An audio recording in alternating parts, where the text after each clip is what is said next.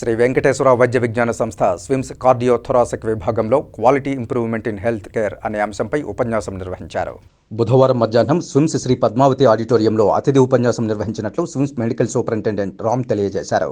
ఈ కార్యక్రమానికి విచ్చేసిన స్విమ్స్ సంచాలకులు మరియు ఉపకులపతి డాక్టర్ ఆర్వి కుమార్ మాట్లాడుతూ వైద్యులు మరియు రోగుల ఆరోగ్య వివరాలు పొందుపరచడంలో సులభతరం చేయడానికి, ఆరోగ్య సంరక్షణ విధానాన్ని మెరుగుపరచడానికి, లోపాలను తగ్గించడానికి ఈ ఆరోగ్య సంరక్షణ విధానం చాలా ఉపయోగపడుతుందని తెలిపారు. డాక్టర్ ఇందు డెగ్లూకర్ యూకే నుండి వచ్చి తను చేసిన సర్జరీ అనుభవాలను అందరితో పంచుకోవడం హర్షించదగ్గ విషయమన్నారు.